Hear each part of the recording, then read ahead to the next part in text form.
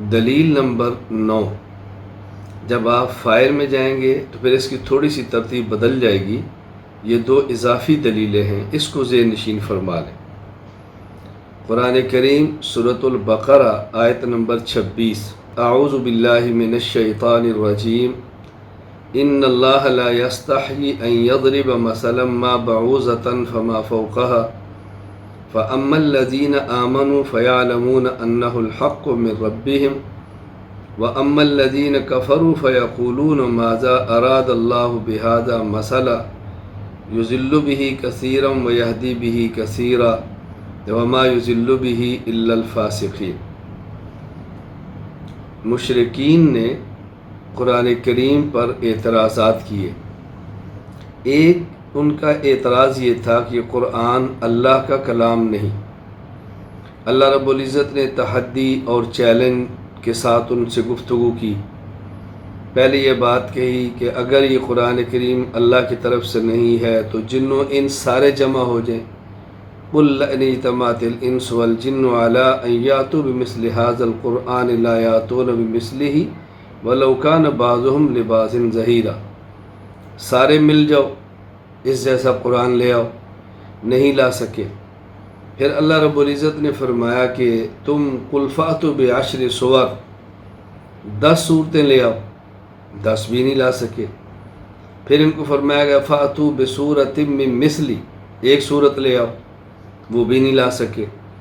تو جب یہ کفار قرآن کریم کا مثل لانے سے عاجز ہو گئے تو ایک اعتراض انہوں نے یہ کر دیا کہ ہم اگرچہ اس قرآن کا مثل نہیں لا سکے لیکن اس قرآن کے کلام اللہ نہ ہونے پر ایک دلیل یہ ہے کہ اس قرآن کریم میں نہایت خسیس اور گھٹیا چیزوں کا تذکرہ کیا گیا ہے، گھٹیا چیزوں کا ذکر کیا گیا ہے. مکھی کا ذکر ہے، مچھر کا ذکر ہے. تو یہ ذکر قرآن کریم میں آنا اس بات کی دلیل ہے کہ بڑے کا یہ کلام نہیں ہے. اس کا اللہ رب العزت نے ان کو جواب ارشاد فرمایا ان اللہ لا یستحیی ان یضرب مثلا ما بعوضہ. دیکھو اللہ تعالیٰ قرآن کریم میں مچھر کی مثال دیں یا مکھی کی مثال دیں، اس سے کیا فرق پڑتا ہے؟ اللہ تعالیٰ ایسی مثالیں دینے سے جھجک محسوس نہیں فرماتے. اس سے کلام الہی کا معظم اور موقر اور مقدس ہونا متاثر نہیں ہوتا. کیوں؟ اس لیے کہ بنیادی طور پر یہ دیکھنا پڑتا ہے کہ یہ جو کلام ہے، اس کلام میں جو مثال دی گئی ہے تو یہ مثال کس کے لیے دی گئی ہے؟ ایک ہے کہ مثال دینے والا کون ہے، ممثل. ایک ہے جس کے لیے مثال دی گئی ہے، ممثل لہو. تو مثال دیتے وقت یہ نہیں دیکھا جاتا کہ مثال دینے والے کی شان کے مطابق ہے یا نہیں. یہ دیکھتے ہیں جس کی مثال دی گئی ہے اس کی حیثیت کے مطابق ہے یا نہیں.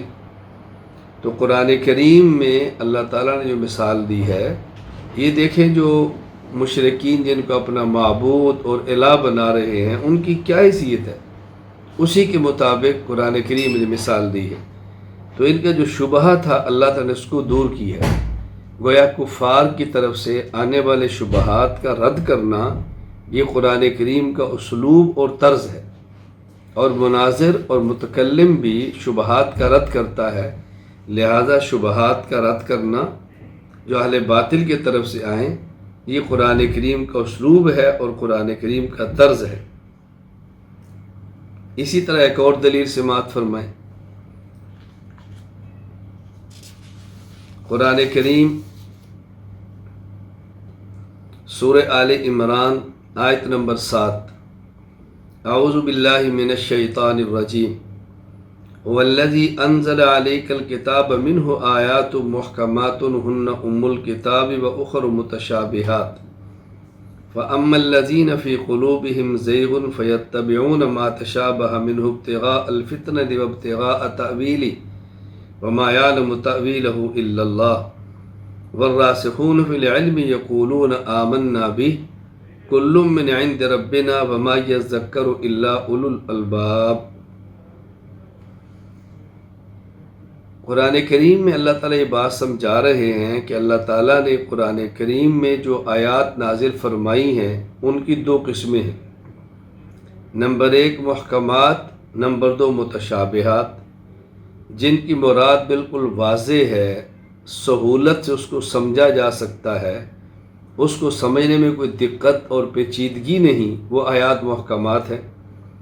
اور یہی قرآن کریم کی آیات بنیادی آیات ہیں جن سے عقائد کو بیان کیا جاتا ہے۔ اور دوسری آیات وہ ہے جو متشابہات ہیں، ان کی مراد جب تک اللہ تعالیٰ خود واضح نہ فرمائیں، اللہ کے نبی صلی اللہ علیہ وسلم خود واضح نہ فرمائیں تو واضح نہیں ہو سکتی، ہر آدمی کی رسائی اس تک ممکن نہیں، نہایت دقیق مسائل ہیں۔ اس کے بارے میں ارشاد فرمایا فَأَمَّا الَّذِينَ فِي قُلُوبِهِمْ زَيْغٌ، ٹیڑھے دلوں والے، کجی والے اور شرارتی مزاج کے لوگ یہ انہی آیات کو لے کر گفتگو کرتے ہیں۔ مقصود کیا ہے؟ ایک تو فتنہ پھیلانا اور ایک غلط تعویلات کرنا، حالانکہ اس کا صحیح معنی اللہ کے علاوہ کوئی نہیں جانتا۔ اور جو راسخین فی العلم ہیں وہ اس موقع پر کہتے ہیں آمنا بھی کل من عند ربنا وما یذکر الا اولو الالباب، ہمیں نہ سمجھ آئے تب بھی ایمان لاتے ہیں، یہ ہمارے اللہ کی طرف سے ہے، نصیحت عقل والے نصیحت اور عبرت حاصل کرتے ہیں۔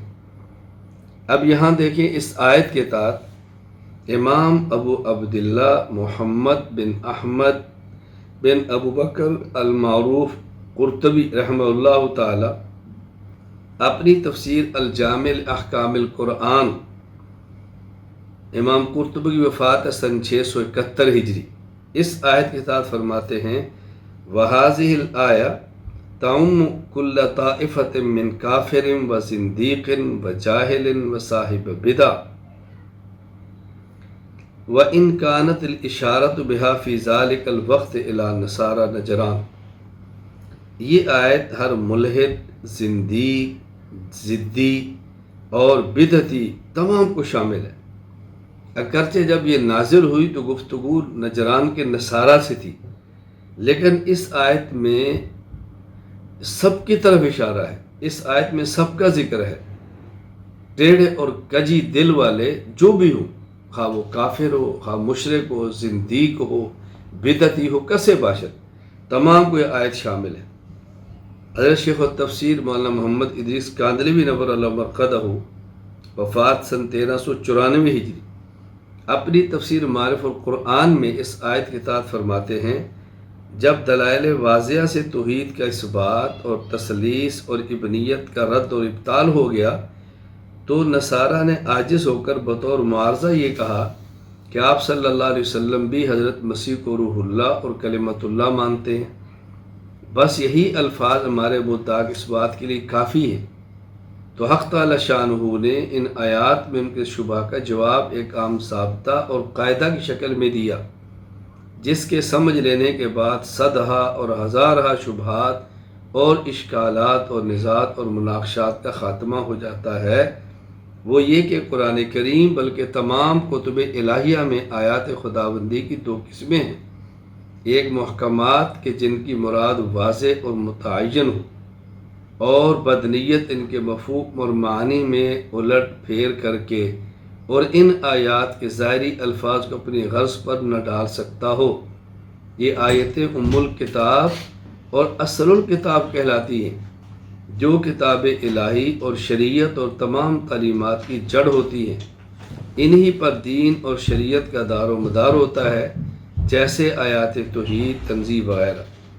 مزید آگے فرماتے ہیں ملحد، زندیق، رافضی، خارجی تمام بدعتی فرقے اس میں داخل ہیں، جس طرح تمام اہل حق راسخین فی العلم میں داخل ہیں، جس کا مصداق اہل السنت والجماعت ہے، جو کتاب و سنت کے محکمات کو مضبوطی سے پکڑتے ہیں اور متشابہات کو محکمات کے ساتھ ملا کر آیات کے معنی بیان کرتے ہیں، اپنی نفسانی خواہشات کی اتباع نہیں کرتے بلکہ صحابہ کرام رضی اللہ عنہم اور تابعین رحمہ اللہ کے نقش قدم پر چلتے ہیں۔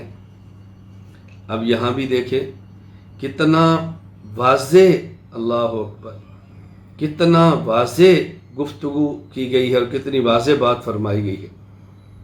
یہاں دو طبقے بیان کر دی ہیں، ایک ہے زندیق، جاہل، بدعتی، اہل باطل، اور ان کے مقابلے میں راسخین فی العلم۔ اہل باطل کا کام شبہات کو پھیلانا اور راسخین فی العلم کا کام شبہات کا ازالہ کرنا ہے۔ یہاں ایک دو باتیں میں عرض کرتا ہوں، ذرا اس کو اچھی طرح سمجھ لیں۔ نمبر ایک، گفتگو احقاق حق اور ابطال باطل کے لیے جس طرح کفار سے کی جاتی ہے اسی طرح اہل بدعت سے بھی کی جاتی ہے۔ یہ بات ذہن نشین فرما لیں، ضروری نہیں کہ گفتگو کافر ہی سے ہو، بلکہ اہل بدعت جو مسلمان ہے اس سے بھی ہوتی ہے، کیونکہ کجی کی نوعیت الگ الگ ہے۔ ایک کجی کی نوعیت وہ ہے جو کفر والے کے دل میں ہے، ایک کجی کی نوعیت وہ ہے جو اہل بدعت والے کے دل میں ہے۔ کجی اور ٹیڑھا پن تو ہے، ہر ایک اپنے مفادات کے لیے غلط معنی کرتا ہے، تو راسخین فی العلم اس کا جواب دیتے ہیں۔ یہ اچھی طرح بات ذہن نشین فرما لیں، اس میں الجھن میں نہیں رہنا۔ دوسری بات، ایک ہے عامۃ المؤمنین، عوام الناس، ایک ہے اہل علم۔ جو عوام الناس اہل علم ہیں، عوام الناس ہیں، عام لوگ، ان کے ذمے قرآنی آیات، احادیث اور صحیح عقائد اور اعتقادات پر ایمان لانا کافی ہے۔ آگے ہوئے دلائل بیان کرنا، شبہات کا رد کرنا ان کا کام نہیں ہے۔ ہاں جو راسخ فی العلم ہیں ان کے ذمے دو کام ہیں۔ نمبر ایک، وہ شبہات کا جواب بھی دے، نمبر دو، وہ اعتقاد بھی رکھے، دونوں چیزیں۔ قرآن کریم سورۃ النساء آیت نمبر 162 میں ہے، لیکن الراسخون فی العلم منہم والمؤمنون یؤمنون بما انزل الیک وما انزل من قبلک۔ یہاں دیکھیں راسخین فی العلم اور مؤمنین دونوں کی بات ہو رہی ہے کہ وہ ایمان لاتے ہیں، دونوں کی۔ اور جہاں صرف عام ایمان والوں کی بات کی ہے تو اللہ تعالیٰ فرماتے ہیں، ان اللہ لا یستحی ان یضرب مثلا ما بعوضۃ فما فوقها فاما الذین آمنوا فیعلمون انہ الحق من ربہم۔ ایمان والے اعتقاد رکھتے ہیں کہ ان کے رب کی طرف سے ہے، وہ اس میں گفتگو نہیں کرتے، فوراً مان لیتے ہیں۔